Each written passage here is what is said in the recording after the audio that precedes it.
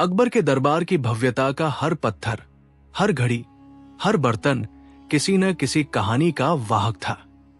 लाल किले की विशाल दीवारों पर सूरज की किरणें जैसे सोने की बारीक रेखाओं से फिसलती थी, और उस चकाचौंध में जहां रेशमी पर्दे हवा के संग लहराते, महल के अंदर एक ऐसी घटना घटने जा रही थी जिसकी गूंज आने वाली पीढ़ियों तक सुनाई देगी।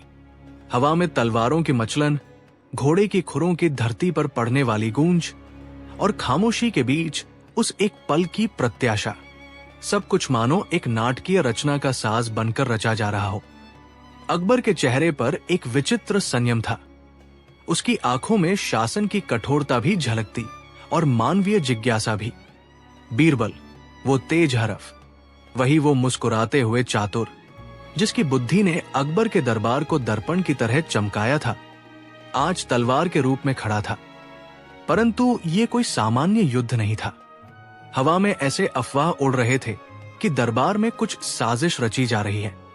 किसी ने बीरबल पर राज्यद्रोह का आरोप लगाया था, और अकबर ने कहा था कि सच्चाई तलवार की धार पर नापा जाएगा। किंतु क्या बीरबल सचमुच दोषी था? न तो अदालत के कानों तक स्पष्ट गवाह थे और न ही कोई दस्तावेज, केवल बातें थी। शक के परिंदे उड़ रहे थे, और अकबर ने शासन के नियमों और न्याय की परिभाषा के नाम पर फैसला सुनाया कि विवाद को तलवार की परीक्षा से सुलझाया जाए। जो खड़ा रहेगा वही सत्य का प्रतिनिधि माना जाएगा। अकबर ने कभी भी त्वरित निर्णय में नहीं चलाई। उस निर्णय के पीछे उसकी परंपरा, उस राजसी प्रणाली की मजबूती और दरबार की मजबूरियां थी। पर इस बार उसकी आंखों में कुछ और भी था। एक अनकहा सवाल कि क्या बुद्धि और तलवार का मिजाज एक साथ तालमेल बिठा सकता है? जो लोग दरबार के आसपास घूमते रहे थे वे कहते, अकबर की परीक्षा, बीरबल की कूटनीति, दोनों का मेल। परंतु बीरबल के लिए यह व्यक्तिगत मामला था। एक झटके में उसकी बुद्धि के साथ उसकी शान, प्रतिष्ठा और जीवन सब कुछ दांव पर था। तलवारबाजी की जगह महल के अंदर पहले से ही तैयार थी। अकबरी पोटलियां हटाई गई, नौकर चाकर किनारे खड़े थे, कुछ सैनिक सलामी की मुद्रा में, कुछ वीरियों की तरह शांत। दरबार के ऊंचे खंभों पर लगे मशाले जल रही थी, और उनका धुआं रात के अंधेरे से मिलकर एक रहस्यमय बिल्लासा वातावरण बना रहा था। भीड़, जिनमें मंत्री, राजाओं के दूत, सैनिक और आम नागरिक भी थे, सबकी आंखें एक बिंदु पर टिक चुकी थी। सबकी सांसें थमी हुई थी। कोई चिल्ला नहीं रहा था, कोई सिर हिलाकर कोई संकेत नहीं दे रहा था, मानो वे अपने भीतर एक नियम मान चुके हों। आज का निर्णय इतिहास रचेगा। अकबर और बीरबल एक दूसरे के सामने खड़े हुए। अकबर ने अपना शाही शाल उठाया और तलवार थामे हुए उसकी मुद्रा में एक ठहराव था। एक ऐसा ठहराव जिसमें शासन की मजबूती और व्यक्तिगत जिज्ञासा दोनों समाये हुए थे। बीरबल ने भी तलवार उठाई। लोग हैरान थे। बुद्धि जो शब्दों से लड़ती है वो अब धातु की भाषा में उतर आई थी। बीरबल की आंखों में वही चतुराई थी, पर इस बार उसमें एक गंभीरता भी थी। उसकी मुस्कान गायब थी। उसकी हंसी किसी और स्थान पर खो गई थी। उसे पता था कि ये केवल उसकी जान का सवाल नहीं, ये उस विश्वास का सवाल था जो उसने अकबर के प्रति रखा था, और वो विश्वास जिसे दरबार ने उसे सौंपा था। पहला वार हवा को चीरता हुआ निकला, तरीके से ऐसा नहीं कि दोनों में से कोई भी जान डालकर वार कर रहा हो। ये मानो एक अनुष्ठान हो जिसमें दोनों ही पक्ष एक दूसरे की मर्यादा का सम्मान कर रहे हों। तलवारों की टकराहट की आवाज जैसे किसी धुन की पहली लय थी। चिंगारी उड़ी, लोहे की गूंज महल की दीवारों से टकराकर लौट कर आई। बीरबल का कदम हल्का था, परंतु उसके हर जोर में एक अडिग सोच थी। किसी भी तलवारबाज की तरह उसकी चालें पूर्वानुमानशील नहीं थी। वे अचानक मुड़ती, मानो हवा का रुझान बदल रहा हो। अकबर की चालें स्पष्ट और सटीक थी। प्रत्येक वार में राज्य का अनुभव, उसकी सैन्य प्रशिक्षा और वर्षों का अभ्यास झलकता था। लोगों ने देखा कि बीरबल केवल तलवार से नहीं लड़ रहा था, वो शब्दों की तरह छलांगे लगा रहा था। उसकी आंखों से एक एक बार ऐसा भाव निकला कि मानो वो हर वार के साथ किसी सवाल का जवाब मांग रहा हो। क्यों? उसकी आंखें पूछ रही थी। क्यों हमें तलवार से सत्य नापना है? क्या न्याय का मानक केवल शरीर की शक्ति है? पर यह आवाज उच्चारण नहीं पा रही थी। वो केवल बीरबल के अंदर गूंज रही थी और उसकी चालें उसे व्यक्त कर रही थी। अकबर ने भी कुछ हुई। उसकी आंखों में कभी कभी वो नरमपन झलक आता, एक राजा की वो संवेदना जो न्याय करता है पर जिसे शासन की कठोरता निभानी पड़ती है। तलवारबाजी के बीच बीरबल ने अचानक एक चाल बदली।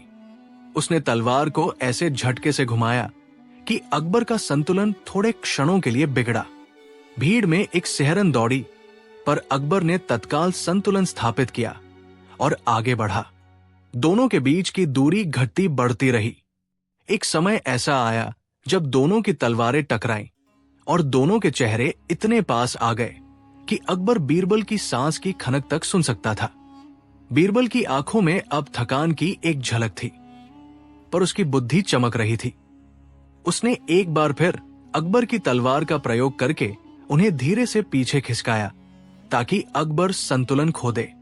पर अकबर ने मुस्कुराते हुए कहा, तुम चालाक हो बीरबल, पर क्या ये चालाकी न्याय को छुपा सकती है? भीड़ में अब महल की दीवारों पर लटकती हुई राजकुमारी की छाया भी उतरी हुई थी। उसकी आंखों में आशंका, सवाल और कुछ आकर्षण भी था। मंत्री एक दूसरे को देखते रहे। चुप्पी कुछ बोलना चाह रही थी, पर ग्लानि से मुंह फेर रही थी। अकबर के मुंह से एक शब्द निकला, बीरबल, क्या तुम मुझसे छुपा रहे हो? यह प्रश्न तय कर देने वाला नहीं था, बल्कि यह राजा की पीड़ा थी, उस विषम स्थिति का अंश जहां वह अपने प्रिय सलाहकार को शक के घेरे में देख रहा था। बीरबल ने तलवार की धार पर अपनी उंगली हल्की सी रखी, जैसे कि वो किसी तलवार का भाव सुलझा रहा हो, और उसने बिना शब्द बोले कुछ कहा, जो शब्द उसकी आंखों के माध्यम से निकलकर अकबर के चेहरे पर पड़े। उनकी आंखों में वही समझ थी जिसे केवल दो लोगों में देखा जा सकता था जो वर्षों से एक दूसरे को जानते हों। एक गहरा विश्वास और कभी कभार का कटु संवाद। बीरबल ने फिर वार कर दिया, पर इस बार उसकी चाल विश्वसनीयता के साथ मिश्रित थी। हर वार में एक तर्क, हर बचाव में एक प्रश्न। लोगों ने महसूस किया कि ये केवल युद्ध नहीं, ये संवाद है। तलवारें जैसे परत दर परत सच की चादर खोल रही थी। दरबार के बाहर एक लड़का भी खड़ा था। उसने हालिया दिनों में कुछ सुना था जो किसी की आपराधिक साजिश की ओर इशारा कर रहा था। वो लड़का, जिसका नाम छोटू था, दरबार के पश्चिमी द्वार के पास रखे गए बर्तन की टिल्ट हुई कूड़ेदानी के पास कुछ देख रहा था। उसकी आंखों ने अचानक उस जगह पर कुछ चमक देखा, एक कागज का टुकड़ा जिस पर कुछ शब्द धुंधले हुए थे। छोटू ने महसूस किया कि यह कोई सामान्य कागज नहीं, उस पर एक नक्शा था और उस नक्शे पर निशान थे। निशान कहीं पास के बाग की ओर जा रहे थे। उसने खामोशी से अपनी पलटन पर दबाकर वो कागज जेब में ठूंस लिया और अपनी आंखों की धार को अंदर कर लिया ताकि कोई उसे न देखे। उसका दिल तेज धड़क रहा था। उसे पता था कि शायद ये जानना जरूरी है, पर वो भी यही सोच रहा था कि कैसे राजसत्ता और बीरबल की प्रतिष्ठा पर छापा डाला जा रहा है। तन्हाई में बसा हुआ एक राजकुमार, अकबर का छोटा भाई, भीड़ में था। उसने इस सब का निरीक्षण किया और उसके मन में भी कुछ सवाल थे। उसने बीरबल की चाल को गौर से देखा और उसकी आंखों में एक अजीब सा मेल पाकर बोला, शायद ये सब केवल भरोसे की परीक्षा है। पर बाकी लोगों के लिए भरोसा टूटा था या टूटता हुआ दिख रहा था। कुछ राजकीय अधिकारी इस अवसर का लाभ उठाकर अपनी अपनी महत्वाकांक्षा को बढ़ा रहे थे। वे अनजाने में बीरबल के खिलाफ हवा बना रहे थे। धीरे धीरे व्यापारी भी अपनी सलाह दे रहे थे और कुछ छिपकर झूठी गवाही के सहारे बीरबल को घेर रहे थे।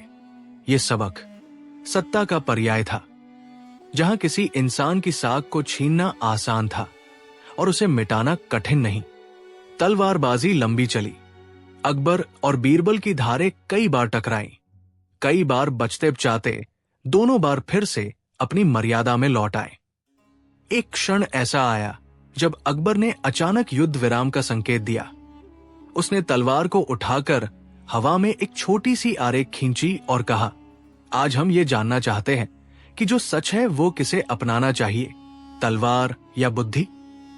दरबार में मौन छा गया। ये वाक्य अब केवल तलवारबाजी के संदर्भ में नहीं था, ये जीवन की गहरी सोच थी। बीरबल ने जवाब में तलवार को नीचे रख दिया, not in surrender but as a symbol, और उसने कहा, हे बादशाह, क्या सत्य तलवार की धार पर जीता जा सकता है? क्या हम न्याय को केवल निकाय की बल से मापेंगे, न कि उसकी भावना से?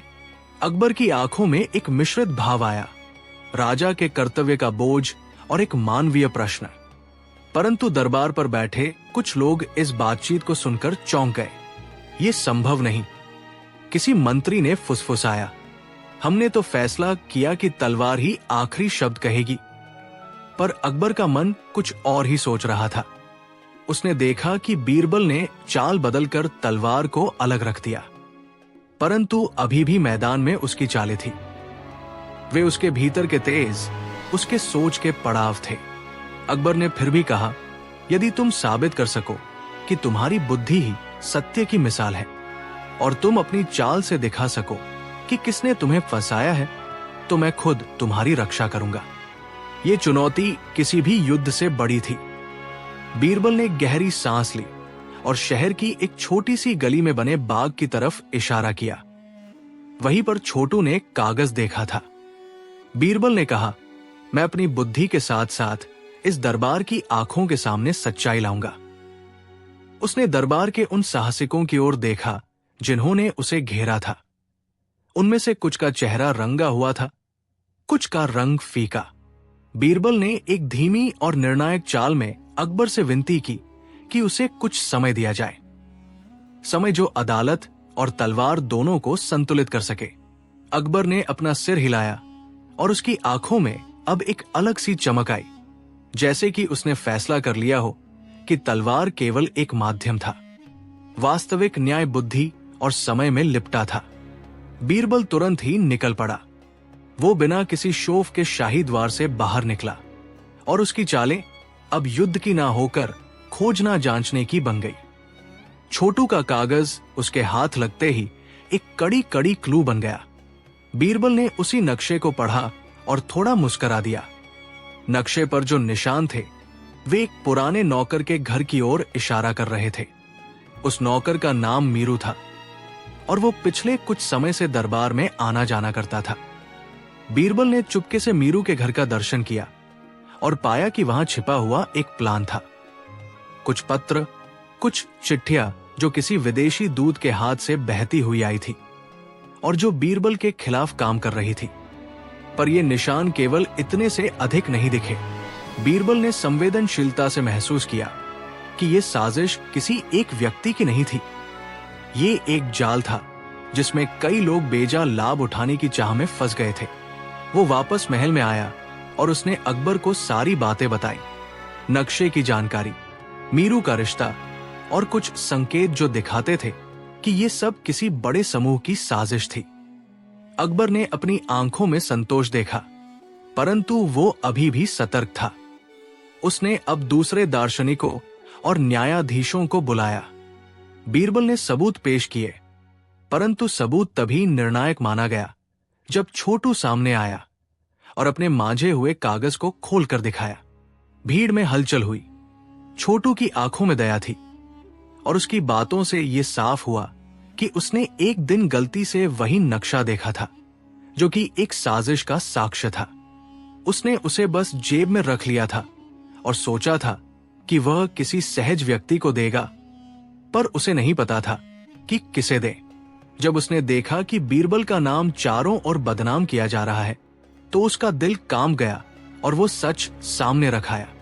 आखिरकार जब सारे अनुरोध और प्रमाण अकबर के समक्ष रखे गए, तो उसने महसूस किया कि बंद कमरे में हुई कुछ सुनसान चर्चाएं, कुछ बतखी और कुछ हस्ताक्षर जिन्हें ध्यान से जोड़ने पर सब कुछ साफ हो गया।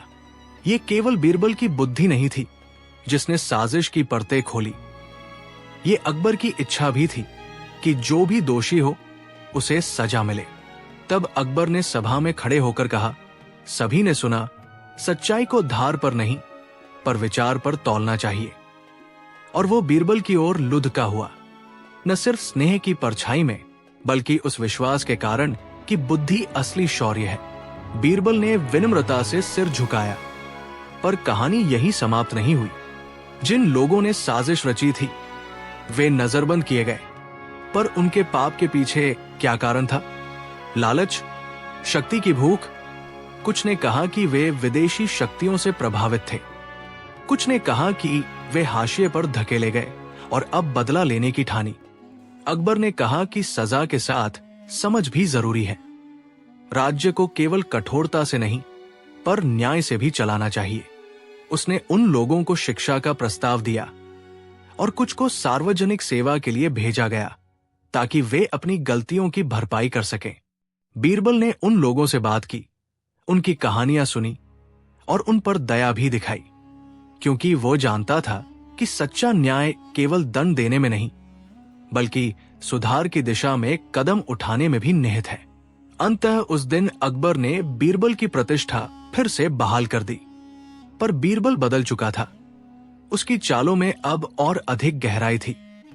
उसकी बुद्धि में अब और नरमी भी आ गई थी। उसने सीखा कि कभी कभी तलवार को उठाना न्याय के मोर्चे पर निर्णय की तरह दिखता है, पर असली जीत वे लोग हासिल करते हैं जो अपनी बुद्धि और करुणा से समाज को जोड़ते हैं।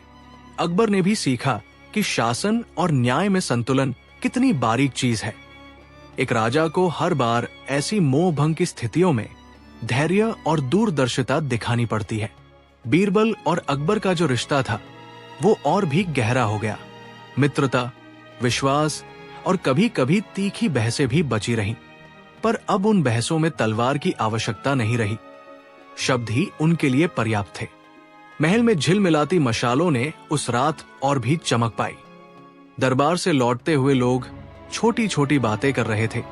किसी ने कहा, आज हमने सीखा कि सत्य कभी अकेला नहीं होता। तो किसी ने कहा, बीरबल की बुद्धि ने हमें बचाया। पर जो सबसे अहम था वो ये था कि न्याय का स्वरूप बदल गया। अब वो अधिक इंसानियत के नजदीक था। बीरबल और अकबर दोनों ने महसूस किया कि भीड़ की अपेक्षाएं, शासन की मजबूरियां और व्यक्तिगत संबंध, इन सब का मेल समय की कसौटी पर खरा उतरता है या नहीं, ये केवल धैर्य और सत्यनिष्ठा के साथ देखा जा सकता है। वो रात शांति से ढली। अकबर अपने कक्ष में था और बीरबल दरबार की गली में थोड़ी देर तक अकेला घूमता रहा।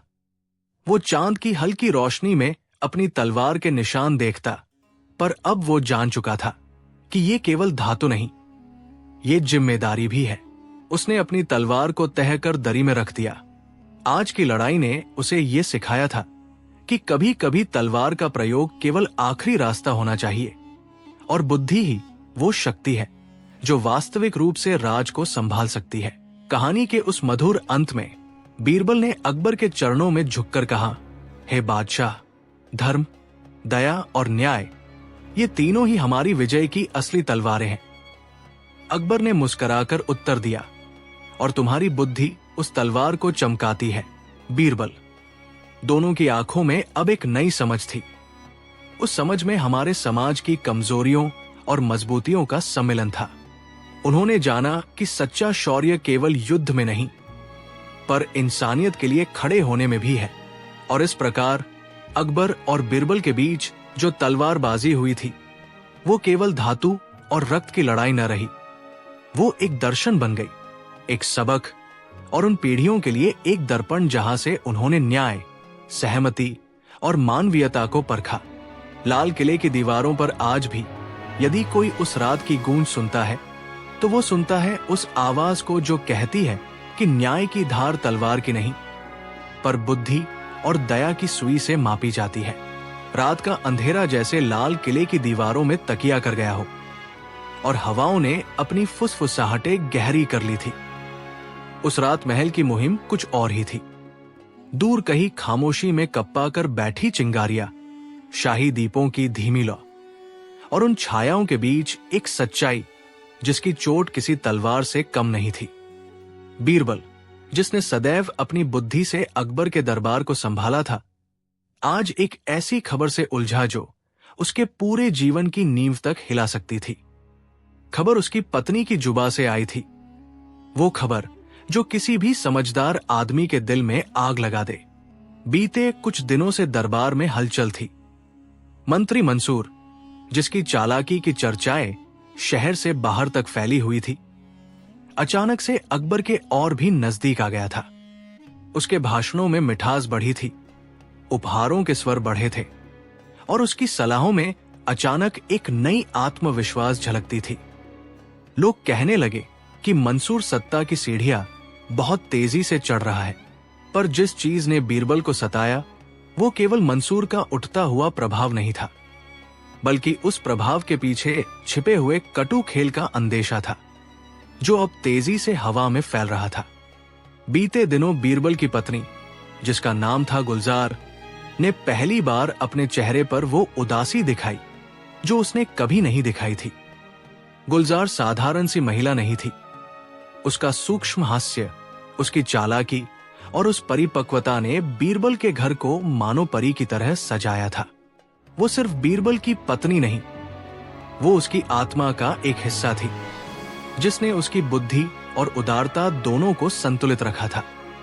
उस शाम जब उसने बीरबल को बुलाया, उसकी आंखों में कुछ ऐसा था जो शब्दों से ज्यादा भारी था। उसने बीरबल से कहा, मुझे कुछ बताना है। उसके शब्दों के साथ ही बीरबल के दिल की धड़कन तेज हो गई, क्योंकि गुलजार ने कभी ऐसी गंभीरता से बात नहीं की थी। गुलजार ने बीरबल को बताया कि कुछ दिनों से उसे मंसूर के अजीब इशारे मिल रहे थे। नजदीकी मुलाकातें, अचानक मिलने की बहाने, और उन मुलाकातों में वो शाही ज़बान नहीं थी जो किसी सज्जन मंत्री से अपेक्षित हो। उसने कहा कि मंसूर ने उसे बार बार मिलने का प्रयत्न किया, और एक रात जब महल के कुछ भीड़ भाड़ के कार्यक्रम से सब थके हुए लौटे थे, मंसूर अपनी ढाल के जैसे शिष्टाचार की आड़ में आया और बोलता हुआ उस कमरे के पास रुका। गुलजार ने बताया कि मंसूर की आंखों में एक अजीब प्रकार की बेचैनी थी और उसके शब्दों में अशिष्टता का एक पैंतरा था जिसे उसने तुरंत पहचान लिया था। उसने मंसूर को तटस्थ ढंग से टाल दिया, पर वो पुनः आया और हर बार उसकी बातों में वो मीठापन अधिक घुलता गया। गुलजार ने धीरे धीरे कहा कि उसने एक रात मंसूर को बहकते हुए सुना, जिसमें उसने बीरबल के विरुद्ध बातें की थी। छोटे छोटे कदमों में उसकी प्रतिष्ठा को मिटाने की कोशिश की थी। और फिर उसने सबसे बुनियादी बात कही। उसने मुझे कहा कि तुम कमजोर हो, कि तुम्हारे विचार पुराने हो, और यदि मैं चाहूं तो मैं उससे अलग होकर एक नई जिंदगी चुन सकती हूं। बीरबल के भीतर एक ठंडी हवा चली, पर उसका चेहरा स्थिर रहा। उसने गुलजार का हाथ थामा और कहा, क्या तुमने ये स्वयं सुना या किसी और ने कहा? गुलजार ने सिर हिलाया। उसके आंसू हल्के हल्के झराए, पर शब्द स्पष्ट थे। मैंने सुना, मैंने महसूस किया, और आज मैं तुमसे कह रही हूं क्योंकि मैं तुम्हारे साथ ईमानदारी करूंगी। बीरबल की आंखों में दुख और आशंका की मिलीजुली चमक थी, पर उसने अपनी आवाज में वही संयम रखा जिसकी वजह से उसने जीवन भर विवादों का सामना किया था। ठीक है, उसने कहा, हम शांतिपूर्वक इस बात की तह तक पहुंचेंगे। ये खबर महल के अंदर आग की तरह फैलती तो देर न लगी। मंसूर ने तेजी से बीरबल का ध्यान अपनी ओर खींचा, क्योंकि वो जानता था कि बीरबल की बुद्धि उसकी चालों के सामने बड़ी अस्थिर है। पर मंसूर चालाक था। उसने अपना चेहरा निर्दोष रखा और कहा कि ऐसी बातें अफवाहें हैं, लोगों के मुंह से निकली बेमानी बातें। अकबर ने भी पहले तो बीच बचाव की नीति अपनाई, क्योंकि वह जानता था कि बिना पुख्ता सबूत के किसी की साख उतारना असंभव है। पर बीरबल ने जो किया वो कुछ अलग था। उसने चुपचाप जांच शुरू कर दी। उसने गुलजार से कहा कि वो शांत रहे और लोगों को न बताए, क्योंकि किसी भी छल की जड़ तब तक नहीं निकलती जब तक उसे आसपास के लोग छेड़ने लगे। बीरबल ने यह भी निश्चय किया कि वो अकेले सबूत इकट्ठा करेगा, क्योंकि अक्सर जनता का शोर केस को बिगाड़ देता है। बीते कुछ दिनों में बीरबल ने महल के आंगन में घूमते हुए कई छोटी छोटी चीजें नोट की। उसने देखा कि मंसूर के नौकर अक्सर देर से आते हैं और किसी से बात करके जाते हैं। उसने देखा कि कुछ पत्रिका के कागज अचानक से गायब हो गए। उसने देखा कि गुलजार की कुछ चीजें जो पहले खुलकर दरबार में रखी रहती थी, अब गुपचुपी से उसके कमरे में रख दी जाती थी। बीरबल ने अपने पुरानी मित्रों से बातें की, कुछ भरोसेमंद नौकरों को झांका और शहर के कुछ नुक्कड़ चौपालों में छोड़े गए सुरागों को जोड़ना शुरू किया। उसकी बुद्धि ने जल्दी से पैटर्न पकड़ा। मंसूर की चाल में एक नाश्ता नहीं, बल्कि आज की राजनीति था। एक जिद नहीं, बल्कि सत्ता की भूख थी।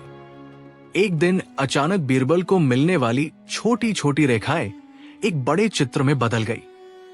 गुलजार ने बिल्कुल खामोशी से बताया कि मंसूर ने एक बार उसके कान में ऐसे शब्द कहे थे जिनका आशय केवल प्रेम का नहीं था, बल्कि वे शब्द बीरबल की छवि बिगाड़ने के लिए थे। वो कहता है, गुलजार ने देखा कि लोगों से कहो कि बीरबल अब अपने समय से पीछे है, कि वो तुम्हारे लिए सही साथी नहीं रहा। बीरबल ने यह सुनकर अपनी आंखें बंद कर ली। किसी भी बुद्धिमान पुरुष के लिए यह गहरी चोट थी, पर उस चोट में भी उसने अपने आप को नियंत्रित किया। वो जानता था कि क्रोध से कोई सच्चाई नहीं उभरती।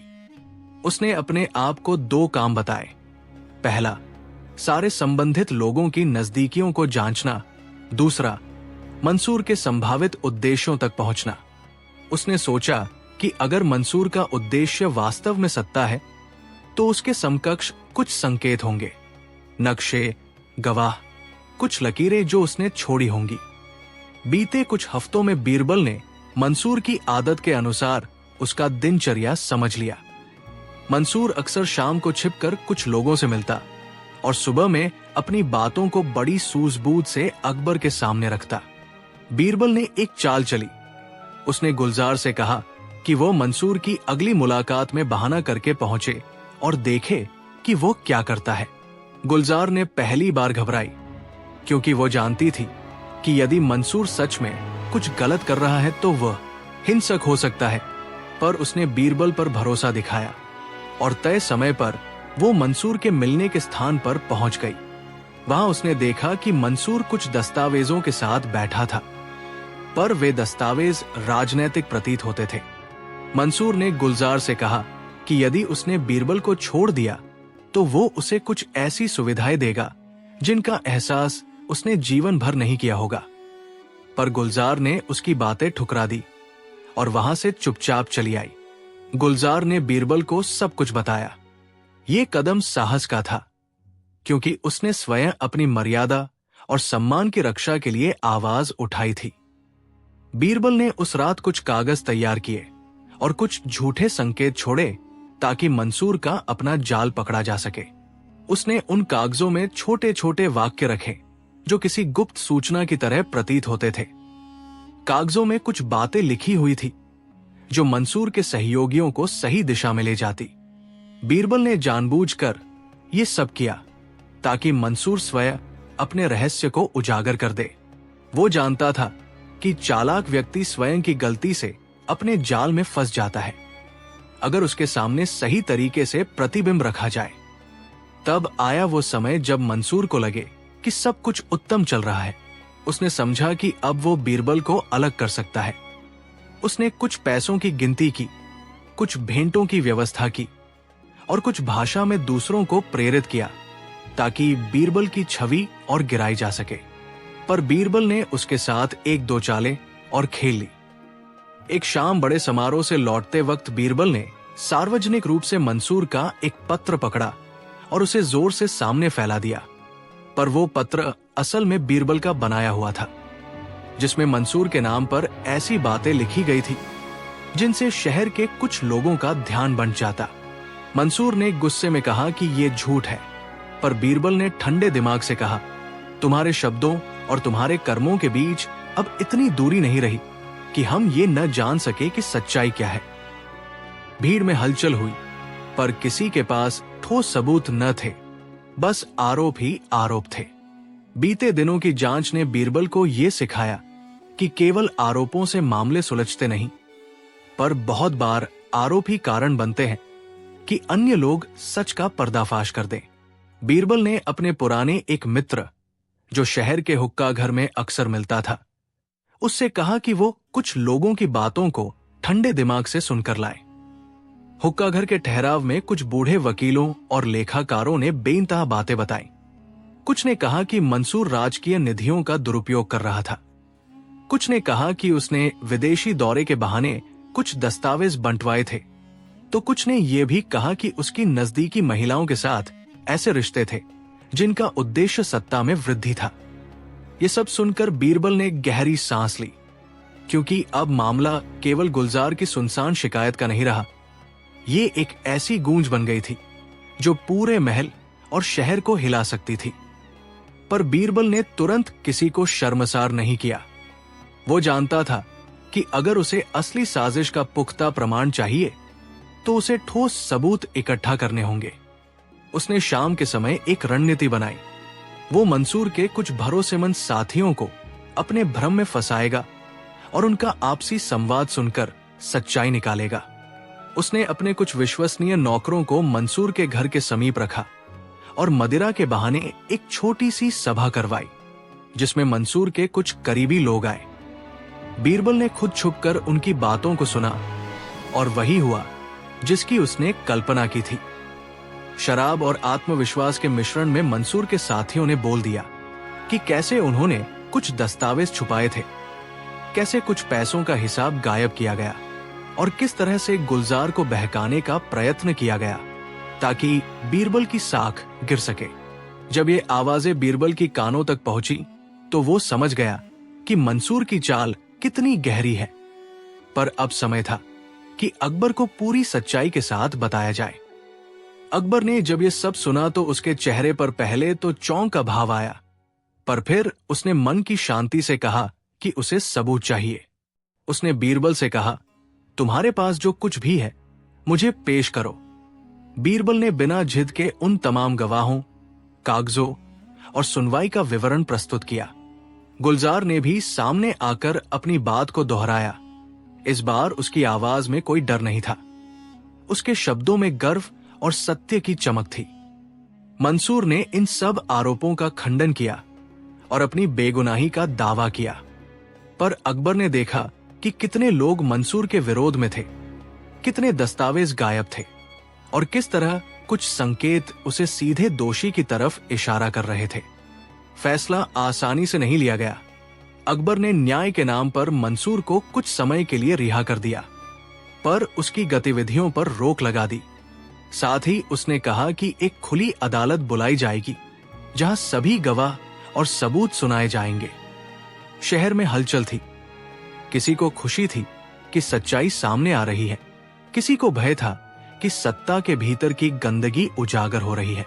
पर बीरबल ने जनता से कहा कि वे संयम रखें, क्योंकि सच्चा न्याय भीड़ की चीख से नहीं, तथ्यों और विवेक से ही जन्म लेता है। उसकी ये शांति और संतुलन ही थी जिसने लोगों को एक धारा में बांध रखा। अदालत में जब सारी बातें रखी गई तो धीरे धीरे मंसूर की चालें खुलती गई। गवाहों ने बयान दिए। कुछ ने बताया कि मंसूर ने राजकीय कोष का दुरुपयोग किया, कुछ ने बताया कि उसने गुलजार की इज्जत के साथ खिलवाड़ करने की कोशिश की और कुछ ने कहा कि उसने विदेशियों के साथ गुप्त डीलिंग की। अकबर ने हर बात को ध्यान से सुना, पर उसने फैसला तुरंत नहीं किया। वो चाहता था कि राज्य की छवि पर कोई घाव न पड़े, पर साथ ही साथ कोई भी दोषी बचकर भी न निकल जाए। आखिरकार जब सारी बातों का जोड़ मिलाया गया तो स्पष्ट हुआ कि मंसूर ने अपनी महत्वाकांक्षा की आग में दूसरों की मर्यादा और राज्य के नियम दोनों को भुनाया था। अकबर ने सख्ती दिखाई, न सिर्फ दंड बल्कि शिक्षा और सुधार का रास्ता भी रखा। मंसूर को सार्वजनिक रूप से निंदा के साथ हटाया गया। उसकी सारी संपत्तियां जब्त करके उन पर छानबीन की गई और कुछ हिस्से उन्हीं परियोजनाओं में लगाए गए जिन्हें मंसूर ने अपनी निजी फायदा के लिए लूटने की कोशिश की थी। मंसूर ने आंखों में पछतावा भरा, पर पछतावा अब लालच के लिए काफी नहीं था। उसे यह समझना था कि सत्ता केवल एक खेल नहीं बल्कि जिम्मेदारी भी है। बीरबल ने उसे नौबत में काटा नहीं, उसने उसे नसीहत भी दी, क्योंकि वो मानवता में विश्वास रखता था। सत्ता का मसलक गुण और जिम्मेदारी दोनों में होता है। बीरबल ने मंसूर से कहा, तुम्हें अपने कर्मों का हिसाब देना होगा। गुलजार की साख बरी हो गई और बीरबल की प्रतिष्ठा और भी बढ़ी। मगर ये जीत सिर्फ व्यक्तिगत नहीं थी, ये सामूहिक सरोकार की जीत थी। उस पूरे किस्से ने महल के लोगों को सिखाया कि कैसे सत्य को आंकना चाहिए, कैसे चालों और शोर में असलियत अलग रखनी चाहिए। बीरबल ने महल में एक नई नीति लागू की, जहां किसी भी प्रकार के आरोप पर शांत और तार्किक जांच पहले जरूरी होगी, और केवल जब सबूत पुख्ता हो तभी सार्वजनिक शस्त्र उठाए जाएंगे। ये नीति अकबर को भी पसंद आई, क्योंकि उसे लगा कि ये राज्य को भी मर्जी और विवेक का रास्ता दिखाएगी। समाप्ति के दिन महल के आंगन में सबने एक साथ उस रात की चाय पत्तियों की तरह बातें की। कुछ ने कहा कि भरोसा टूटना कितना विनाशकारी होता है, कुछ ने कहा कि सच्चाई पाने के लिए धैर्य कितना महत्वपूर्ण है। बीरबल और गुलजार एक साथ बैठे। बीच की हल्की हवा में अब दर्द की गुंजाइश कम और समझदारी की चमक ज्यादा थी। गुलजार ने बीरबल की उंगलियां थामी और कहा, तुमने मुझे अकेला नहीं छोड़ने दिया और मेरे इज्जत की रक्षा की। बीरबल ने मुस्कुराकर कहा, यह मेरा कर्तव्य था और हमारा साथ वही मेरी सबसे बड़ी दौलत है। कहानी का असली सबक यह था कि मानव संबंध, चाहे वे कितने भी पक्के लगें, कभी कभी बाहरी ताकतों और अपनी ही कमजोरियों से प्रभावित हो जाते हैं, पर बुद्धि, धैर्य और सहानुभूति से उन घावों को ठीक किया जा सकता है। बीरबल ने, जिसने सदैव शब्दों और बुद्धि से लड़ना सीखा था, यह समझ लिया कि कभी कभी चुप्पी और निरीक्षण भी एक तलवार की तरह तीक्ष्ण हो सकती है, पर उसे केवल दंड के लिए नहीं बल्कि सुधार के लिए भी प्रयोग करना चाहिए। गुलजार ने भी सीखा कि सच्चाई बोलने का साहस अकेले एक महिला की नहीं बल्कि हर इंसान की जरूरत है, क्योंकि सच्चाई ही अंततः समाज को बचाती है।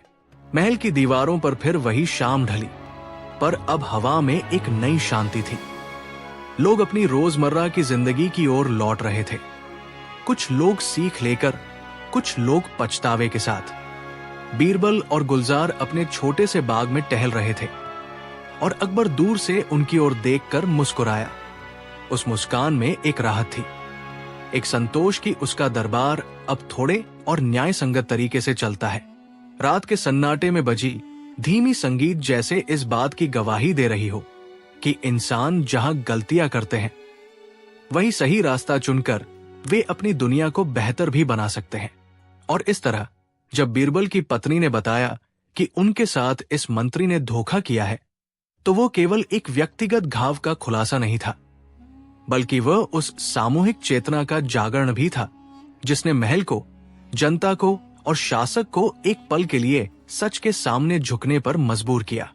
बीरबल ने बुद्धि का प्रयोग किया, गुलजार ने सच्चाई का साहस दिखाया और अकबर ने न्याय का संतुलन रखा। और इस संयुक्त प्रयास ने राज्य को उस मार्ग पर वापस ला दिया जहां मर्यादा, जिम्मेदारी और सत्य शक्ति का शासन चलता। अकबर के दरबार की रातें अक्सर किसी गीत की तरह धीमी धीमी उतरती थी, पर उस रात आकाश में कोई अजीब सा रंग छाया हुआ था, मानो चांद ने अपनी रोशनी का रास्ता बदलकर राजमहल की ओर सधा दिया हो। लाल किले की दीवारों पर मशालें झिलमिला रही थी, पर उनके पार एक चुप्पी थी जो पहले कभी महसूस नहीं हुई। अकबर अपने सिंहासन पर बैठे थे, पर उनकी आंखें दूर कहीं गुम थी। बीरबल उनकी प्रीतम बुद्धि लेकर उनके पास मंडरा रहा था। दरबार की रौनक उसके लिए उसी तरह थी जैसे कोई पुरानी पुस्तक जिसके पन्ने बार बार पलट कर भी न बोर कर सके। पर आज उसकी आत्मा में एक अजीब सा दबाव था, एक ऐसा सवाल जो न तो शब्दों में समाता था और न ही सुलझता था।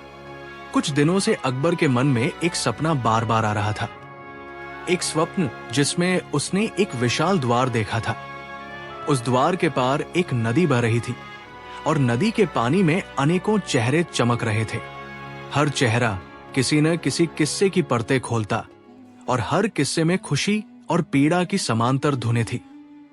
बीरबल ने अकबर के बयानों को पहली बार हास्य में लिया, पर जब बादशाह ने कहा कि वो उस स्वप्न से परेशान है, तो बीरबल ने गंभीरता से उसकी बात सुनी। स्वप्न आते हैं बादशाह, बीरबल ने कहा, पर कभी कभी वे हमें उन कहानियों का रास्ता दिखाते हैं जिन्हें हम नजरअंदाज कर देते हैं। अकबर ने उत्तर दिया, अगर वे रास्ते सच में किसी और दुनिया की ओर ले जाते हो तो? बीरबल की मुस्कान थोड़ी फाद गई। उसकी आंखों में वह चमक आई जो नई पहेलियां सुलझाने पर आती थी। तब हमें जाना होगा, उसने कहा, पर परलोक की यात्रा आसान नहीं होती। पर जहां शासन और धर्म मिलते हैं, वहां सवालों की झेल भी अकेली नहीं की जाती। वो रात अचानक ही परिवर्तित हुई, जैसे आकाश ने कोई द्योतक संकेत दे दिया हो। राजमहल के बाहर स्थित पुराने मंदिर की घंटियां बिना किसी हवा के खुद ब खुद घनघनाने लगी। दरबार में जमा लोग चौंक गए। मंत्रियों के चेहरे पर भी अजीब सा खिन्न भाव दिखा। अकबर ने चेतावनी का भाव लिया और बोला, यह कोई अशुभ संकेत है। पर बीरबल ने एक ठंडी हंसी के साथ कहा, या फिर यह किस्मत की कोई चुनौती है। दोनों के बीच वही पुराना रिश्ता था, जिसमें बादशाह की गंभीरता और सलाहकार की चतुराई एक साथ मिलकर अनजाने दरवाजों को खोल देती थी। अगले दिन सुबह जब सूर्य उठा तो पता चला कि महल के कुछ पुराने रखवाले गायब थे। वे जिनका नाम इतिहास की धूल में कहीं गुम था, पर जिनका कर्तव्य राज्य की प्राचीन परंपराओं का पालन करना था। साथ ही साथ शहर के किनारे एक वृद्ध साधु आए और अकबर का दौरा करना चाहा। साधु भूखे पर आंखों में समुद्र जैसी गहराई लिए हुए थे। अकबर के सामने आते ही उन्होंने कहा, बादशाह, परलोक की परिक्रमा के समय तुम आ गए हो। अकबर हक्का बक्का रह गया। उसने पूछा, तुम किस परलोक की बात करते हो? साधु ने धीमे से उत्तर दिया, जिस पर लोग मरकर जाते हैं, पर जिसका मार्ग अब तुम्हारे राज की ओर मुड़ रहा है। तुम्हारे राज्य में एक संतुलन बिगड़ा है। कुछ आत्माएं बेवकूफी से लौट रही हैं और कुछ सच बोलने वालों की आवाज दब रही है। तुम और तुम्हारा सलाहकार बीरबल इसे सुलझा सकते हो, पर तुम्हें दोनों को अपनी सीमाएं तोड़नी होंगी। यह सुनकर अकबर का मन कांप उठा, पर उसकी आंखों में वही जिज्ञासा जगी जो उसे सदैव आगे बढ़ाती आई थी। क्या ये यात्रा मेरे लिए वास्तविकता में संभव है? उसने पूछा। साधु ने मुस्कुराकर कहा, वास्तविकता और मनुष्य निर्मित सीमाएं बस नाम है। अगर तुमने स्वयं को परलोक के नियमों के प्रति खोल दिया तो तुम्हें रास्ता दिखेगा। बीरबल ने मुंह बनाकर कहा, ठीक है बादशाह, अगर परलोक हमें बुला रहा है तो चलिए देखते हैं कि वहां बुद्धि और राजसी आदेश कैसे काम आते हैं। अकबर ने निश्चय व्यक्त किया, पर इस निश्चय के साथ उसके भीतर एक भय भी था कि क्या वो अपनी दुनिया को हमेशा के लिए छोड़ देगा। बीरबल ने उसकी पहला शब्द में छेड़कर कहा, और अगर वहां जाना है तो एक शर्त है, तुम और मैं साथ होंगे और हम एक दूसरे के पक्ष में जय जयकार से नहीं, पर सत्य और न्याय के लिए खड़े रहकर लौटेंगे। तय हुआ कि वे रात में ही निकलेंगे। महल ने चुप्पी के साथ तैयारी की। कुछ खास वस्तुएं चुनी गई। एक पुराना लेख जो अकबर की राजकाज की इतिवृत्तियां बताता था, बीरबल की कविता की एक प्रतिलिपि और एक माणिक का हार जिसे अकबर ने अपने पिता के कंधे पर देखा था। साधु ने कहा कि परलोक का मार्ग इन स्मृतियों से जुड़ा होगा, क्योंकि परलोक भी स्मृतियों से सना है। जैसे जैसे रात गहराती गई, अकबर और बीरबल दोनों ने अपनी अपनी आत्मा को तैयार किया। एक राजा जिसको अपने राज्य की तमाम अपेक्षाएं बांधे रखती है, और एक सलाहकार जिसकी बुद्धि ने उसे अनेक बार बचाया। महल से बाहर निकले तो वहां एक धुंध सी छाई हुई थी, मानो आकाश पाताल के बीच में एक पतली परत नजर आई हो। वो रास्ता सरल नहीं था। पहले उन्होंने देखे कि एक नदी थी, पर यह वो नदी नहीं जिसकी धारणा उनका था। इस नदी का पानी कांच सा शीतल और पारभासी था। उसमें अतीत के क्षण तैर रहे थे, कभी कोई युद्ध के बम की झपटा, कभी किसी प्रेमिक का आंसू, कभी किसी बच्चे की हंसी। अकबर ने हाथ बढ़ाकर देखा तो पानी ने उसकी उंगलियों पर कुछ ठंडा सा एहसास छोड़ा। बीरबल ने कहा, यहाँ की धाराओं में समय की यादें रहती हैं। यदि तुम उनमें फैला हुआ अपना भय देखो तो वे तुम्हें पहचान लेंगी। अकबर ने बिना झिझक के कहा, यदि मैं अपने भय से भागूं तो ये देश भी भय में जिएगा। और फिर जैसे ही दोनों ने मिलकर कदम बढ़ाया, नदी के पार एक पुल प्रकट हुआ, पर वो साधारण पुल नहीं था। उसकी रेलिंग पर उन लोगों के नाम लिखे थे जिन्होंने राज्य में कभी अपना जीवन न्योछावर किया था। सैनिक, कवि, किसान और कभी कभी कोई गुमनाम नायक। बीरबल ने धीरे से उन नामों को पढ़ा और बोला, यहां शासन और जनता के बीच जो धागे बंधे हैं वे सच्चे हैं, और यदि हम उनका सम्मान नहीं करेंगे तो हमारा कार्य अधूरा रहेगा। पुल पार कर वे एक विस्तृत मैदान में पहुंचे जहां आत्माएं चलती फिरती थी। पर यह कोई भयावह दृश्य नहीं था, बल्कि एक अजीब सी शांति और उदासी का मिश्रण था। आत्माएं अपनी अपनी कहानियां दोहरा रही थी, कुछ अनसुनी गाथाएं गुनगुना रही थी और कुछ पुराने गीतों के सुरों में खो गई थी। बीरबल ने महसूस किया कि वहां पर न्याय का वास्तविक मापदंड सरल होता है। ये नहीं कि तुमने कितनी तलवारें चलाई, बल्कि ये कि तुमने कितनी आत्माओं को सुनने का समय दिया। अकबर की आंखें भर आईं। वो उन आत्माओं को देख रहा था जिनके लिए उसने अपने इतिहास में कभी न्याय की कसम खाई थी, पर शायद जितनी जरूरत थी उतनी कर नहीं पाया था। वो महसूस कर रहा था कि परलोक केवल मृतकों का ठिकाना नहीं, बल्कि उन मिसालों का निकष है जिनसे जीवन का माप तय होता है। वहां उनकी मुलाकात हुई उन आत्माओं से जिनके चेहरों पर जीवन की खुशियां अभी भी जिंदा थी। एक बूढ़ी महिला जो रोज सुबह गांव के कुएं पर पानी भरती थी, एक युवा कवि जिसकी कविता कभी पूरी तरह सीधी नहीं पड़ सकी, और एक सैनिक जो आखिरी बार अपने बच्चे के लिए कुछ मिठाई लाया था। हर आत्मा की एक कहानी थी, और अकबर ने हर कहानी को अपने मन में छान कर देखा। पर सबसे अचरज की बात तब हुई जब एक सांझ जैसे अंधेरे में एक छायादार महल का प्रतिरूप उनके सामने उभरा। ये महल अकबर के अपने महल की तरह ही था, पर उसके दीवारों पर कुछ अलग निशान थे, जैसे अनेकों निर्णयों का भार उन पर पड़ा था।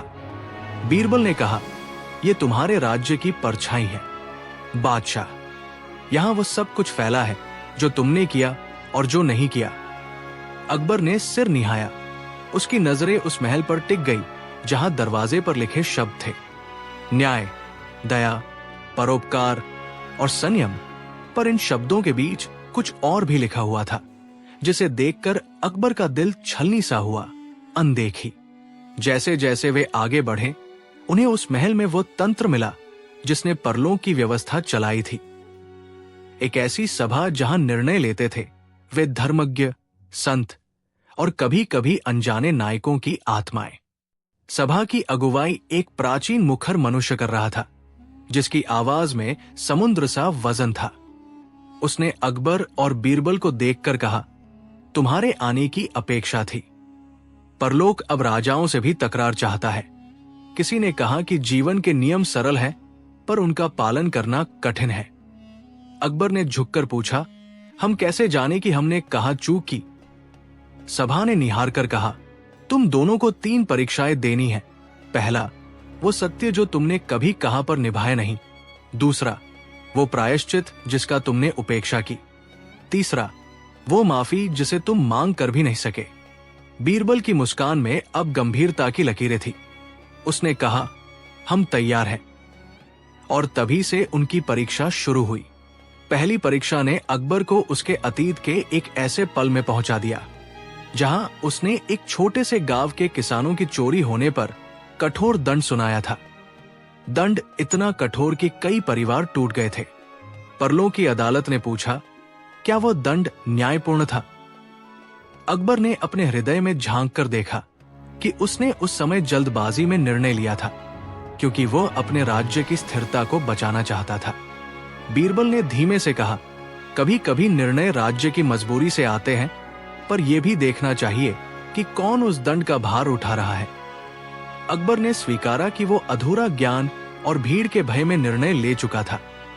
उसने परलोक की अदालत से कहा, मैंने उस समय सोचा था कि कठोरता से व्यवस्था कायम होगी, पर आज मैं समझता हूं कि दया भी नियमों को मजबूत कर सकती है। अदालत ने कहा, तुमने स्वीकार किया, पर स्वीकार ही प्रायश्चित का मार्ग नहीं है। एक प्रकाश की लड़ी निकली और गांव के वे लोग सामने आए, पर वे जीवित नहीं थे। पर उनकी कहानियां उनके शब्द बनकर अकबर के कानों में पड़ी। वो रो पड़ा, न सिर्फ व्यक्तिगत पश्चाताप से, बल्कि उस खुशी के कारण कि उसने अब महसूस किया कि हर निर्णय का असर कितने जीवनों तक फैल सकता है। दूसरी परीक्षा में उन दोनों को कॉन्फ्रंटेड किया गया। उन्हें एक ऐसी परछाई के सामने खड़ा किया गया जिसमें बीरबल की एक पुरानी चाल थी, जिसने किसी निर्दोष को अपमानित कर दिया था। बीरबल ने युवावस्था में एक बार अपने तर्क से किसी अनाथ की शर्म से खेला था और उसने सोचा था कि ये सब बुद्धि की कसौटी है। पर लोक में उस अनाथ की आत्मा ने बीरबल से कहा, तुमने मुझे शब्दों से जला दिया और उन शब्दों की आंच ने मेरे जीवन की दिशा बदल दी। बीरबल की आंखें नम हो गई। उसको एहसास हुआ कि बुद्धि केवल खोपड़ी और वाक्य विन्यास नहीं, बल्कि दया और समझ का मिश्रण भी है। उसने माफी मांगी और कहा, मुझे उस दिन अहंकार ने बहकाया। परलोक ने उसे एक अवसर दिया, उसे उस व्यक्ति के जीवन को सुनने का और उस परिश्रम का हिस्सा बनने का जो उसने उन शब्दों से प्रभावित हुआ था। बीरबल ने देखा कि वो अनाथ अब एक वृद्ध हो चुका था, पर उसकी आंखों में वही संघर्ष था। बीरबल ने उस पर दया की एक बूंद छोड़ी और अपने मनसा से वादा किया कि आगे वो बुद्धि को नीमसा प्रयोग करेगा, न कि अग्नि की तरह। तीसरी परीक्षा एक कठिन राह थी। परलोक ने अकबर से पूछा कि क्या वह किसी को माफ कर सकता है जिसे उसने जीवन में दंड दिया था, पर जिसने पछतावा किया। अकबर ने कहा कि माफ करना राजसी कमजोरी है। परलोक ने कहा, माफी राजसी शक्ति है, पर यह सच्ची तभी होती है जब दिल में जगे हो। सब कुछ शांत हुआ और एक छड़ी ने अतीत की एक तस्वीर दिखाई। एक मंत्री का चेहरा जो अकबर के भरोसे से खेला था और जिसे अकबर ने कठोरता से दंडित किया था। परंतु उस मंत्री की आत्मा ने कहा कि उसने भी गलती पर कई कारण थे। भ्रष्टाचार की जंजीरों में फंसे हुए कई परिवारों की मजबूरियों से धक्के खाए।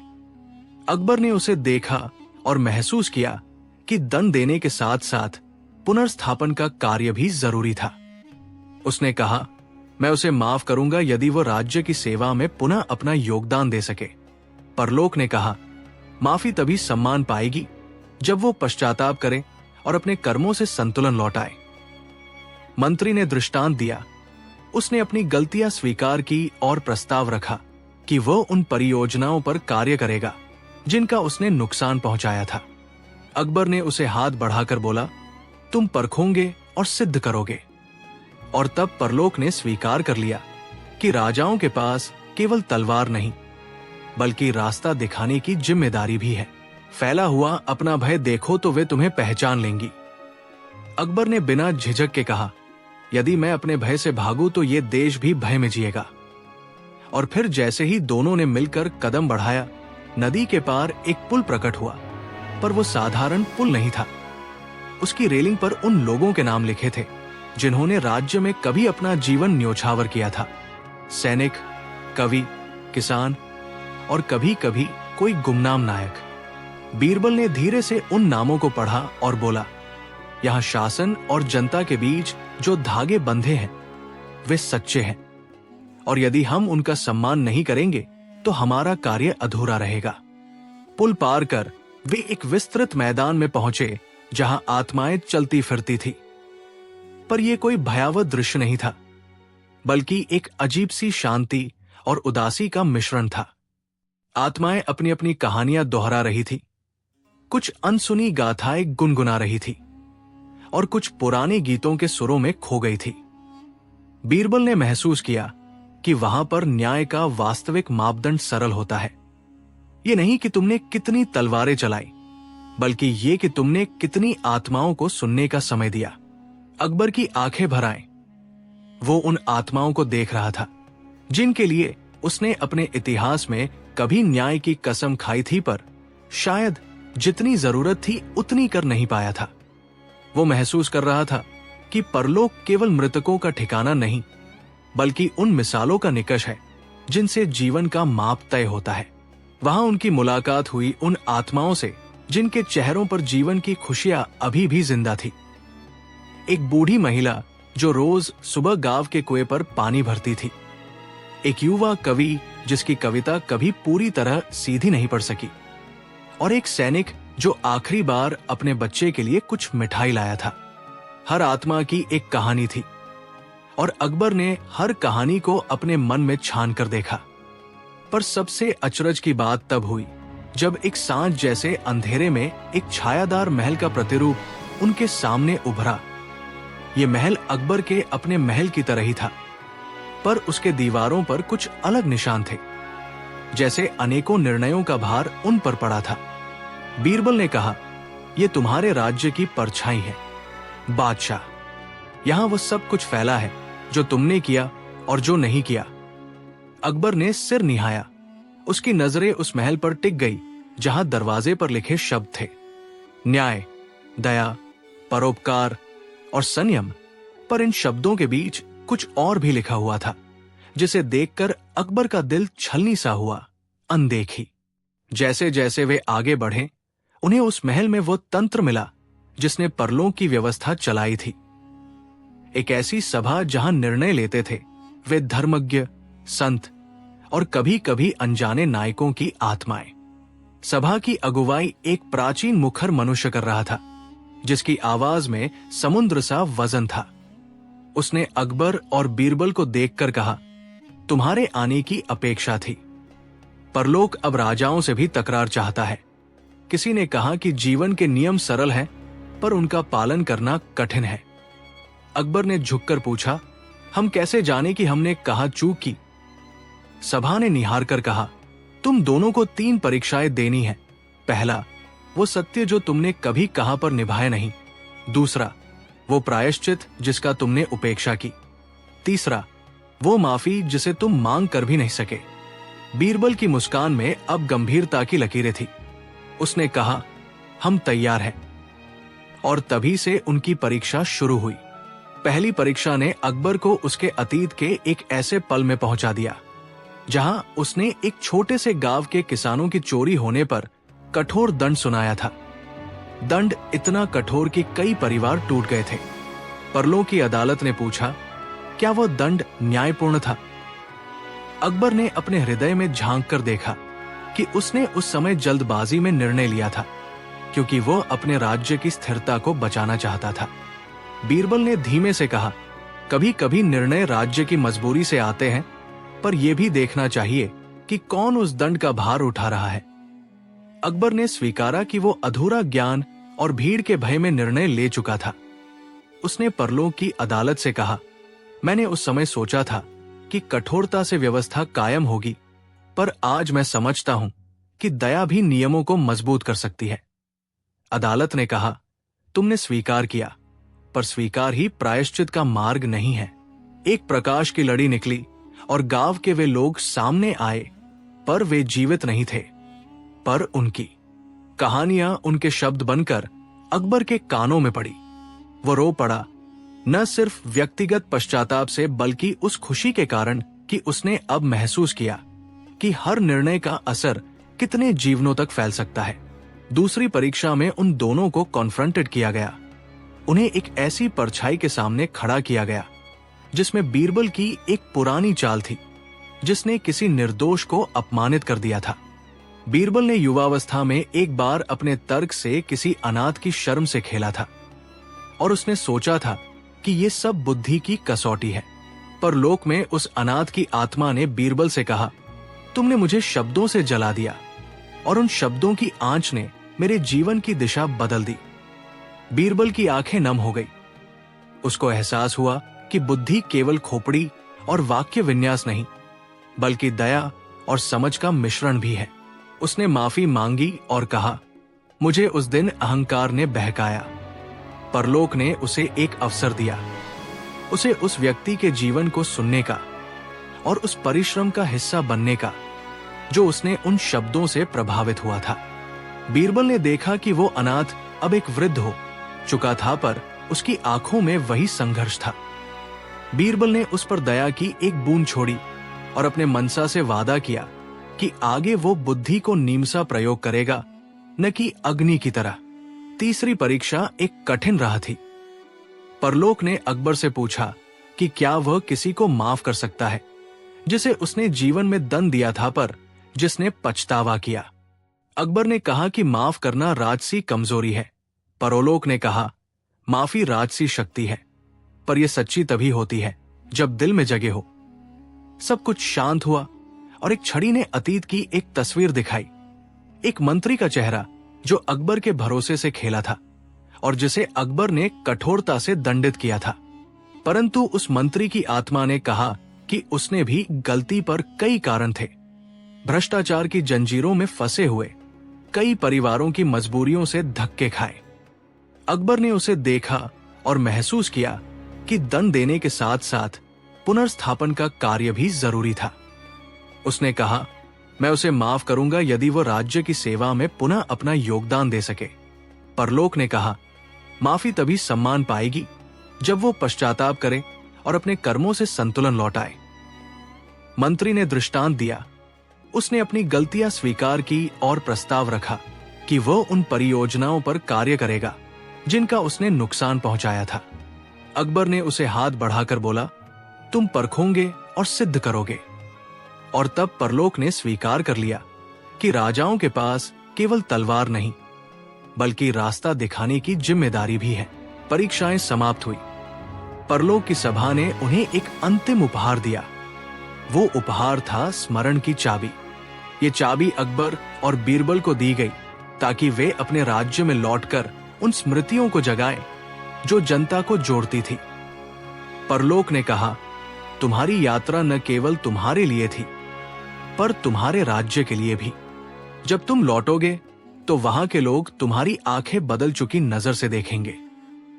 अकबर ने गहरी सांस ली और बोला, हम लौटेंगे पर हम वे लोग नहीं रहेंगे जो गए थे। वापसी के मार्ग में उन्होंने देखा कि नदी का पानी अब और अधिक शांत था।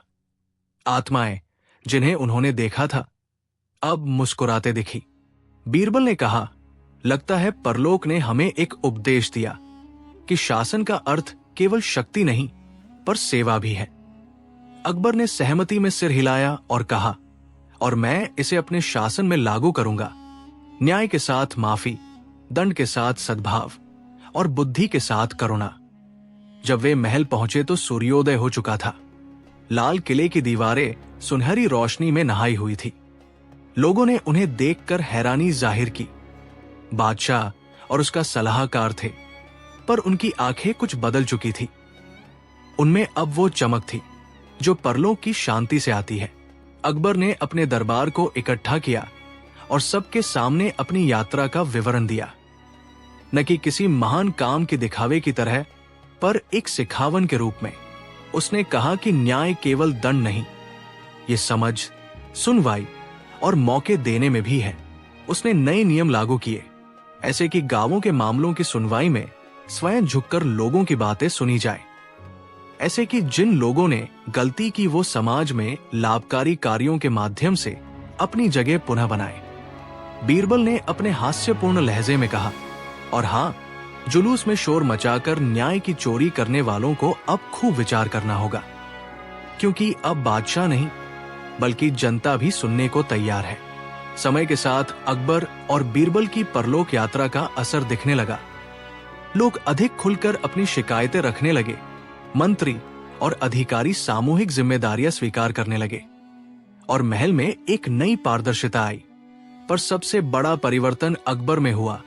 वो अब सिर्फ नियमों का राजा नहीं रहा, वो उन कहानियों का रखवाला बन गया जिनका वो परलोक में दर्शन कर चुका था।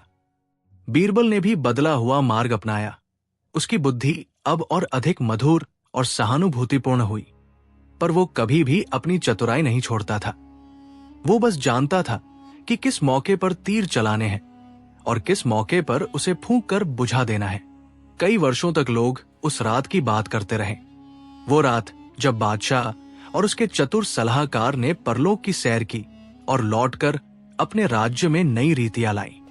कवियों ने उसे गीतों में पिरोया, बच्चों ने उसे परियों की कहानी बना दिया और बुजुर्गों ने उससे वह शिक्षा ली जो पीढ़ियों तक चली। पर अकबर और बीरबल जानते थे कि सच्चा पुरस्कार किसी प्रशस्ति की लड़ी नहीं, वो तो उस एक मुस्कान में था जो एक किसान की झुर्रियों में लौट आई। वो तो उस अनाथ की आंखों की चमक में था जिसे बीरबल ने सम्मान देकर जीवन का रास्ता दिखाया था। और जब अंततः समय ने अकबर को अपने आगोश में लिया तो उसने मुस्कुराकर कहा, मैंने शासन किया पर मैंने जीवन सीखा। बीरबल ने उसकी कलाई पकड़ी और बोला, और मैंने देखा कि बुद्धि जब दया के साथ हो तो हर परलोक मुस्कुरा उठता है। उस दिन से जब भी लाल किले की दीवारों पर शाम ढलती, लोगों को लगता कि कहीं दूर से हल्की सी घंटी की आवाज आ रही है, जैसे परलोक ने फिर एक बार उन्हें याद दिलाया हो कि जीवन और मृत्यु के बीच का पुल न्याय, सहानुभूति और समझ से बनता है। अकबर और बीरबल की परलोक यात्रा न केवल इतिहास की एक घटना बनी बल्कि एक कथा बनकर रह गई जो हर उस दिल को छू जाती है जो सोचता है कि सत्ता और दया कभी साथ साथ नहीं चल सकते। पर वे चले हाथ में हाथ लिए और सबक दे गए कि परलोक से सिख निकले तो लोक में भी बाहर आ जाती है। और यही सच्ची विजय थी जो शब्दों के पार